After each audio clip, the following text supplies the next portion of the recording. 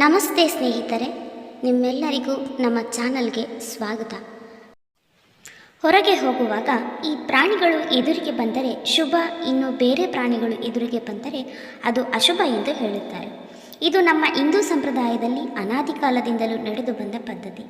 ಮನೆಯಲ್ಲಿ ಯಾರಾದರೂ ಜಗಳ ಮಾಡುತ್ತಿದ್ದರೆ ಕಾಗೆ ಹಾಗೆ ಕಿತ್ತಾಡಬೇಡಿ ಎಂದು ಹಿರಿಯರು ಹೇಳುವುದನ್ನು ನೀವು ಕೇಳಿರಬಹುದು. ಕಾಗೆಯಿಂದ ಕೂಡಲೇ ಮುಖ ತಿರುಚಿಕೊಂಡು ಹೋಗುವವರೇ ಹೆಚ್ಚು.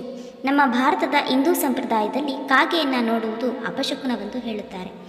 ವಿಶೇಷವಾಗಿ ಶುಭ ಕಾರ್ಯಗಳಿಗೆ ಹೋಗುವಾಗ ಕಾಗೆ ಕಂಡರೆ ಅದನ್ನು ಅಶುಭವೆಂದು ಪರಿಗಣಿಸಲಾಗುತ್ತದೆ. ಆದರೆ ಕಾಗೆಯ ಕೆಲವೊಂದು ಒಳ್ಳೆಯ ಸೂಚನೆಗಳು ಸಹ ನೀಡುತ್ತದೆ. ಪೂರ್ವಿಕರ ಪ್ರಕಾರ ಮನುಷ್ಯನ ಜನನ ಮತ್ತು ಮರಣವು ಕಾಗೆಯೊಂದಿಗೆ ಕೊಂಡಿಯಂತೆ ಬೆಸೆದುಕೊಂಡಿದೆ ಎಂದು ಹಿರಿಯರು ಹೇಳುವುದನ್ನು ನೀವು ಕೇಳಿರ್ತೀರ. ಸತ್ತು ಹೋಗಿರುವ ಪೂರ್ವಿಕರು ಅಥವಾ ಹಿರಿಯರು ಕಾಗೆಯ ರೂಪದಲ್ಲಿ ಅಲಿಯುತ್ತಿರುತ್ತಾರೆ ಎಂದು ಕೂಡ ಹೇಳುತ್ತಾರೆ. ಪ್ರಾಣಿಯಾಗಲಿ ಪಕ್ಷಿಯಾಗಲಿ ಭವಿಷ್ಯದ ಸೂಚನೆಗಳನ್ನು ನೀಡುತ್ತದೆ. ಹಿಂದೂ ಸಂಪ್ರದಾಯದಲ್ಲಿ ಕಾಗೆಯನ್ನು ಅದರ ಧ್ವನಿಯಿಂದಾಗಿ ಅಶುಭ ಪಕ್ಷಿ ಎಂದು ಪರಿಗಣಿಸಲಾಗುತ್ತದೆ. ಇಷ್ಟೇ ಅಲ್ಲ, ಕಾಗೆಯನ್ನು ಶಾಸ್ತ್ರಗಳಲ್ಲಿ ಯಮದೂತನೆಂದು ಕರೆಯುತ್ತಾರೆ. ಕಾಗೆಯು ಯಮನ ಬಳಿ ಹೋಗಿ ಯಮರಾಜನಿಗೆ ಭೂಮಿಯ ನಿವಾಸಿಗಳ ಬಗ್ಗೆ ತಿಳಿಸುತ್ತದೆ ಎಂದು ಹೇಳಲಾಗುತ್ತದೆ. ಆದರೆ ಧರ್ಮಗ್ರಂಥಗಳ ಪ್ರಕಾರ ಕಾಗೆಯು ಮಾನವರ ಸಂದೇಶವಾಹಕ ಎಂದು ಹೇಳಲಾಗುತ್ತದೆ. ಕಾಗೆಯು ಯಮರಾಜನ ಜೊತೆಗೆ ಶುಭ ಮತ್ತು ಅಶುಭ ಸೂಚನೆಗಳ ಬಗ್ಗೆ ಮೊದಲು ಮಾನವರಿಗೆ ಮಾಹಿತಿ ನೀಡುತ್ತದೆ.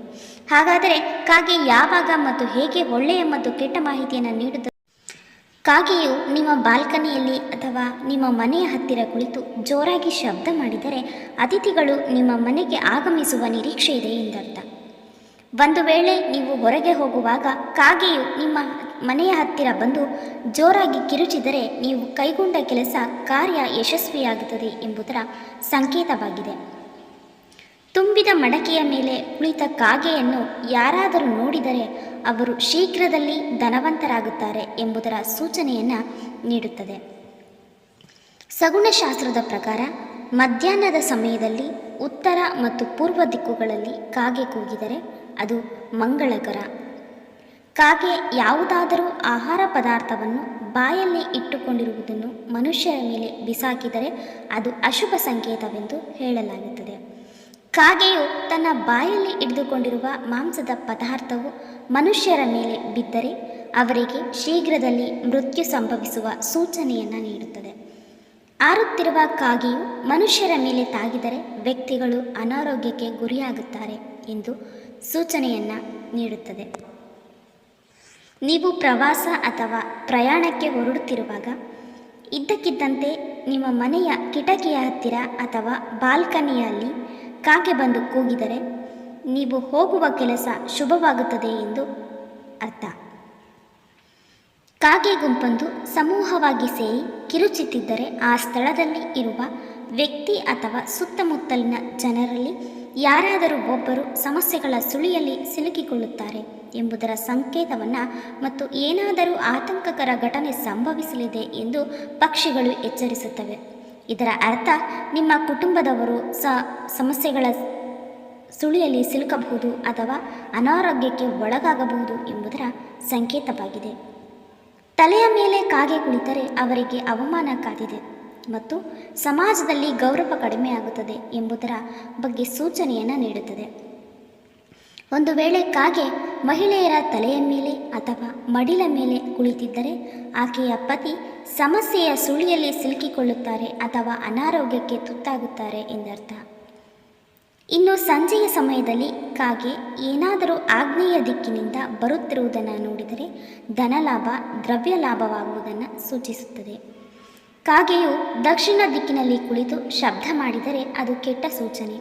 ಇದರ ಅರ್ಥ ನಮ್ಮ ಹಿರಿಯರು ಅಥವಾ ಪೂರ್ವಜರು ನಿಮ್ಮೊಂದಿಗೆ ಸಂತೋಷವಾಗಿಲ್ಲ ಮತ್ತು ನೀವು ಪಿತೃದೋಷವನ್ನು ಹೊಂದಿರಬಹುದು ಎಂಬುದರ ಅರ್ಥವಾಗಿದೆ. ಕಾಗೆ ನೀರು ಕುಡಿಯುವುದನ್ನು ನೀವು ನೋಡುವುದು ಒಳ್ಳೆಯದು. ಯಾವುದಾದರೂ ಕೆಲಸಕ್ಕೆ ಹೋಗುವಾಗ ಕಾಗೆ ನೀರು ಕುಡಿಯುವುದನ್ನು ನೀವು ಕಂಡರೆ ಆ ಕೆಲಸದಲ್ಲಿ ಖಂಡಿತ ಯಶಸ್ಸು ಸಿಗುತ್ತದೆ ಎಂಬ ನಂಬಿಕೆ. ಕಾಗೆಯು ರೊಟ್ಟಿಯ ತುಂಡನ್ನು ಹೊತ್ತುಕೊಂಡು ಹಾರಿ ಹೋಗುವುದನ್ನು ನೀವು ನೋಡಿದರೆ ನಿಮ್ಮ ಆಸೆ ಬಹುಬೇಗನೆ ಈಡೇರುತ್ತದೆ ಎಂಬುದಕ್ಕೆ ಇದು ಉತ್ತಮ ಸಂಕೇತವಾಗಿದೆ. ಕಾಗೆ ಹಾರುವಾಗ ಜೋರಾಗಿ ಕಿರುಚುತ್ತಿದ್ದರೆ ಮರಣದ ವಿಷಯವನ್ನು ಕೇಳುತ್ತೀರಾ ಎನ್ನುವ ಸೂಚನೆಯನ್ನು ನೀಡುತ್ತದೆ. ಜಾತಕದಲ್ಲಿ ಶನಿಯು ಬಲವಾಗಿದ್ದಾಗ ಯಾವುದೇ ದೀರ್ಘಾವಧಿ ಕೆಲಸವನ್ನು ಮಾಡಬಹುದು. ಎಷ್ಟೇ ಕಠಿಣ ಇದ್ದರೂ ಆ ಕೆಲಸ ಯಶಸ್ವಿಯಾಗುತ್ತದೆ. ಆದರೆ ಜಾತಕದಲ್ಲಿ ಶನಿದೋಷವಿದ್ದರೆ ಶನಿಗ್ರಹದ ದುಷ್ಪರಿಣಾಮಗಳನ್ನು ಕಡಿಮೆ ಮಾಡಲು ಕಾಗೆಗೆ ಆಹಾರವನ್ನು ನೀಡಿದರೆ ಶನಿದೋಷ ನಿವಾರಣೆಯಾಗುವುದರ ಜೊತೆಗೆ ಪಿತೃದೋಷ ನಿವಾರಣೆಯಾಗಿ ಪಿತೃಗಳು ಕೂಡ ಸಂತೃಪ್ತರಾಗುತ್ತಾರೆ ಎಂದು ವೈದಿಕ ಶಾಸ್ತ್ರಗಳಲ್ಲಿ ಹೇಳಲಾಗಿದೆ. ಹಾಗಾಗಿ ಶನಿದೋಷದಿಂದ ಬಳಲುತ್ತಿರುವವರು ಇದನ್ನು ಮಾಡುವುದು ಸೂಕ್ತ. ಕಾಗೆಗಳ ಹಿಂಡು ನಿಮ್ಮ ಮನೆಯ ಹತ್ತಿರ ಬಂದು ಕುಳಿತು ಪರಸ್ಪರ ಜಗಳ ಪ್ರಾರಂಭಿಸಿದರೆ ಮನೆಯ ಮಾಲೀಕನಿಗೆ ವಿಪತ್ತು ಬರಲಿದೆ ಎಂದು ಅರ್ಥ ಮಾಡಿಕೊಳ್ಳಬೇಕು. ಮಧ್ಯಾಹ್ನದ ಮೊದಲು ಮರದ ಮೇಲೆ ಕುಳಿತಿರುವ ಕಾಗೆಯ ಧ್ವನಿಯು ಪೂರ್ವ ಅಥವಾ ಉತ್ತರ ದಿಕ್ಕಿನಲ್ಲಿ ಕೇಳಿದರೆ ನಿಮ್ಮ ದಿನವು ಉತ್ತಮವಾಗಿರುತ್ತದೆ. ಇದನ್ನು ಪತ್ನಿಯು ನೀಡುವ ಸಂತೋಷದ ಸಂಕೇತವೆಂದು ಹೇಳಲಾಗಿದೆ. ಕಾಗೆಯು ನಿಮ್ಮ ಮನೆಯ ಮಾಳಿಗೆ ಮೇಲೆ ಬಂದು ದಕ್ಷಿಣ ದಿಕ್ಕಿಗೆ ಮುಖ ಮಾಡಿ ಕುಳಿತು ಹೋಗುತ್ತಿದ್ದರೆ ಅದು ಶುಭ ಸೂಚನೆಯಲ್ಲ. ನಿಮ್ಮ ಮನೆಯಲ್ಲಿ ಯಾರಾದರೂ ಸಾಯುತ್ತಾರೆ ಎಂದು ಈ ಸೂಚನೆಯಿಂದ ಅರ್ಥ ಮಾಡಿಕೊಳ್ಳಿ.